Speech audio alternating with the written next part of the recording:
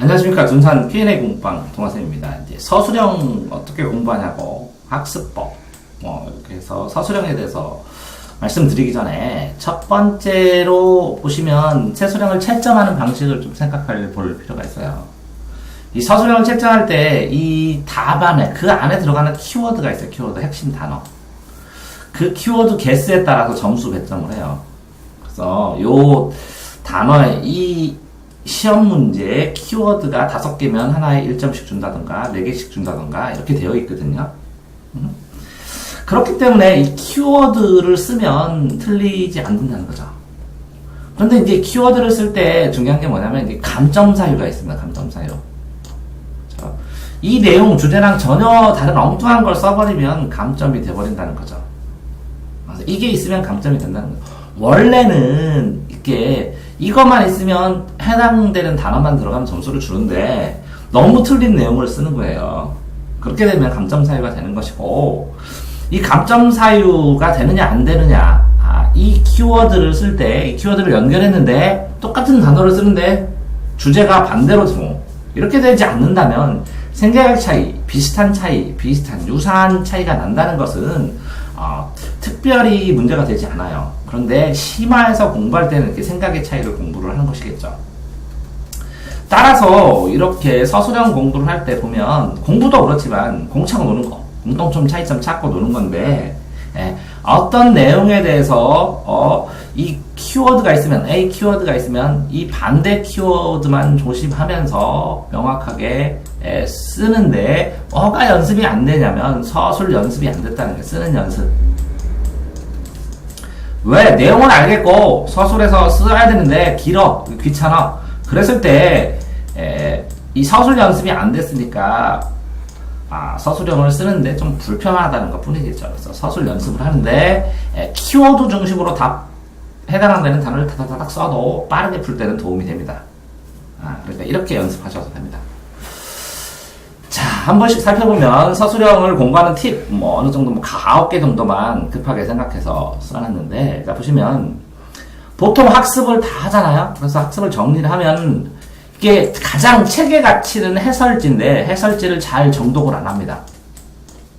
해설지의 핵심 단어를 요약을 하게 되면 그 키워드들이 그 서술형 문제를 내는 이유면서 객관식 문제를 내는 이유입니다. 그래서 문제 같은 경우에는 시중에 떠돌 수도 있는데 해설은 고유 가치입니다. 과외 선생님의 노하우고. 그렇기 때문에 해설의 키워드는 형광펜으로 탁탁탁탁 쳐볼 필요도 있습니다. 노란색 같은 걸로 연하게. 다음 과정을 보시면 이 서술형을 쓰는 게 힘든 거는 한꺼번에 다 쓰려고 하니까 어렵니다. 풀이해도. 그러니까 과정을 단계별로 나누라는 건 무슨 얘기냐면, 예를 들어서 수학 문제가 있어요. 이렇게 수학 문제가. 그래서 긴 문제가 있으면 여기서부터 막 풀었잖아. 이렇게. 아주 막 엄청 길게 이렇게 나오면 이걸 끊어줘요. 어떻게 끊냐? 여기까지. 그래서 무슨 공식을 사용해야 된다. 그 다음에 여기에서는 치환을 해야 된다. 여기에서는 판별식을 사용해야 된다. 여기는 무슨 조건을 따져야 된다. 이렇게 끊어서 단계별로 나누어서 흐름을 나누어서 읽어야 돼요. 왜 그러냐면 채점의 기준이 이렇게 흐름마다 한 개씩 정해져 있어요. 판별식을 사용했는가, 뭐를 했는가 이렇게. 그 다음에 답은 맞는가 이렇게. 채점 기준이 2점 이렇게 돼 있어요. 이해됐어요? 그러니까 흐름을 나누어 읽고 요거의 특징, 마치 국어의 소주제를 쓰는 것처럼 특징을 수학에 써주면 수학의 서술형이 공부되는 것이고, 그죠? 어떤 시험 문제든 이렇게 단계별로 흐름의 과정을 나눠보는 것은 공부법으로도 굉장히 좋습니다. 됐나요? 자, 다음에 또 하나는 뭐냐면, 학생들이 이제 연습장을 써요. 연습장에 국어도 쓰고 사회도 쓰고 그랬더니 막 빡빡하게 써요. 제가 그렇게 쓰지 말라고 하거든요. 항상 여유있게 넉넉하게 이렇게 쓴 다음에 공간을 이만큼 비고 또 이만큼 하나 테마 쓰고 공간을 비고 이만큼 쓰고 공간을 비고 이만큼 쓰고 공간을 빕니다. 문제를 쓰던 내용을 쓰던. 그러면 이 사이사이에 뭐를 해요? 생략된 거를 설명을 추가로 써봅니다. 다른 색깔의 볼펜으로. 요 사이사이에다 요거에 대한 설명, 여기에 대한 설명 이렇게 뽀집어서 요거는 이렇게, 요거는 뭐 이렇게. 이해되세요?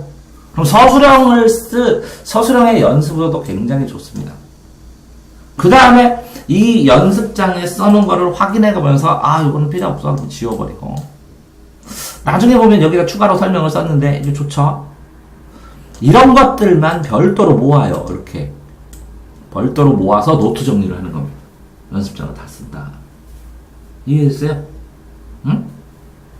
제가 이제 코넬 노트 쓰는 법도 녹화해서 올렸는데 이제 물어보셔가지고, 그 코넬 노트 필기법에서 제가 공간을 넉넉하게 쓰고 수업한 건 검은색으로 쓰고, 추가로 자기가 공부하고 다른 문제집이나 참고서에서 찾은 거 자기가 생각하는 걸 파란색으로 쓰고, 시험에 나오는 거는 빨간색만 쓰라고 그랬죠. 그런 것처럼 공간을 넉넉하게 하고 추가로 설명하는 방법을 해주면 서술형이 많이 늡니다. 또 이것도 넣죠. 어떤 문제를 설명하는 수업을 해요. 친구를 도와줘요. 멘토 멘티로. 그러면 설명하는 방식, 전개하는 방식이 늘어요. 그러면 서술형 굉장히 잘 씁니다. 그래서 수업해보는 경험도 소중한 거예요. 친구들이 그러니까 물어보면 외면하지 말고 설명을 해줍니다. 근데 쓰면서 말로만 하지 말고, 그러면 서술형 연습이 엄청 잘 돼요. 자, 그 다음에 옆에 학생이 얘기했어요. 기본 이론의 핵심을 알면 된다. 서술형을 쓸 때. 그럼 기본 이론의 핵심을 모아놓은 게 뭐냐? 목차입니다. 목차.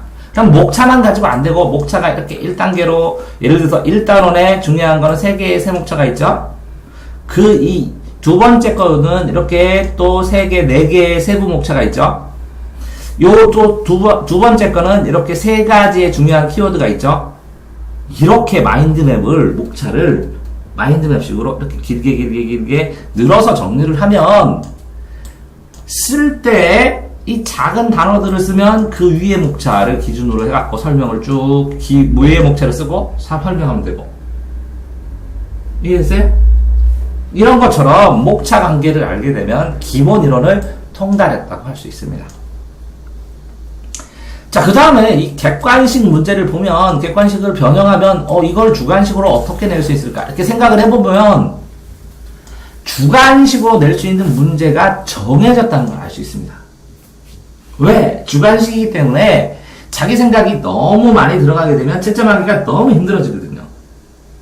그 다음에 주관식에 가치가 있어야 되거든요. 그 문제가 정말 중요하고, 주관식으로 설명할 수 있으면 미세한 차이, 그죠?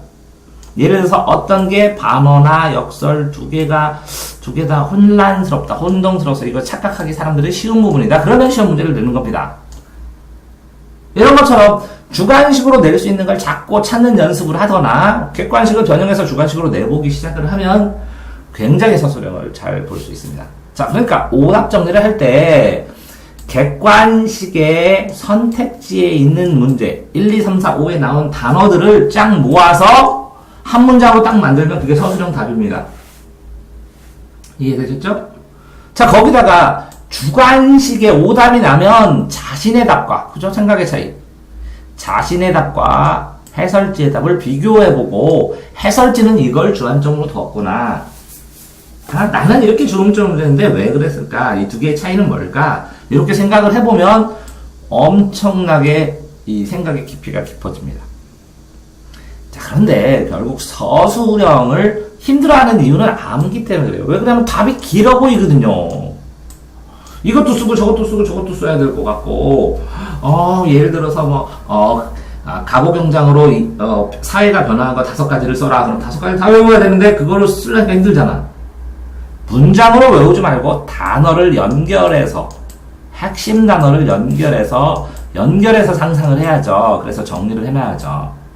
그런데 이거를 시험장에서 문장으로 만들려면 힘드니까 카드 같은 데다가 1, 2, 3, 4 이렇게 정리를 해야죠. 카드로 문제 쓰고 답으로. 그런데 신기해요. 가보경장으로 일어나지 않는 일은, 그럼 선택지 1, 2, 3, 4, 5번하고 똑같네? 그러니까 객관식의 핵심 키워드를 같이 한꺼번에 외우는 거는 주관식 연습이 되는 것도 된다는 거야. 그러니까 다 암기가 부족했다는 거야. 자, 암기가 부족했고 자신감이 부족하니까 반복해서 틀려야 돼. 반복해서 틀리고 그걸 정리해야 되는데 객관식보다 훨씬 좋습니다. 왜 그러냐면 부분 점수를 주잖아. 객관식은 그냥 틀리면 확 다 틀려버리는데 주관식 서술에는 키워드를 쓰면 부분 점수를 주잖아. 완벽하지 않더라도 점수를 주니까 서술형이 객관식보다 더 유리하다 라는 생각을 하고 공부를 하시면 된다는 거죠. 자, 서술형이라는 것은 객관식만으로 가질 수 있는, 이거는 안 외워도 그거 보고 판단만 하면 되잖아. 객관식보다 조금 더 정리해서 암기된 심화 공부를 하라는 거야. 그래서 주관식으로 만들어주니까. 자, 서술형이 힘든 방법은 정리를 다 해서 끝까지 암기하지 못했다는 것이지. 그죠? 자, 마지막으로 정리하자면 서술형에서 제일 핵심이 되는 건 그러니까 뭐예요? 이겁니다. 채점 방식. 채점 방식이 정해져 있으니까 키워드가 돼 있으면 감점형으로 주니까, 그죠? 내가 어떻게 하면 돼요? 쓸 수 있는 것들을 이렇게 1, 2, 3, 4 쓰는 방식이 문제가 아니라 쓸 때 문장으로 쓰시오. 뭐만 쓰면 다 하는 거 외에는 1, 2, 3, 4, 5 쓰고 그냥 키워드나 내용, 핵심 내용이 들어가면 맞다고 해주거든요. 이해됐어요? 그러니까 부담 없이 공부를 해나가야 되는데 이렇게 서술형을 공부한다는 것은 뭐라고요? 이렇게 심화학습을 연습하는 거예요. 뭘 연습하는 거라고요? 심화학습을 연습하는 거니까 굉장히 좋은 거예요. 심화학습. 그렇기 때문에 서술형 문제를 풀어서 정말 핵심이 되는 게 뭔지 확인해야 되고, 이 심화학습이 된 서술형 문제를 어디다 표시하면 좋아요? 목차에다가 표시를 하면, 내는 게 출제할 게 정해져 있다 그랬죠? 서술형으로. 이런 게 서술형으로 나오고, 그러니까 이렇게 답변하는 거구나. 이런 걸 좀 모아서 이렇게 정리해야 되는구나. 이런 감이 생기면 굉장히 편해집니다. 서술형. 알겠습니까? 대전 둔산동 Q&A 공방 동화쌤입니다.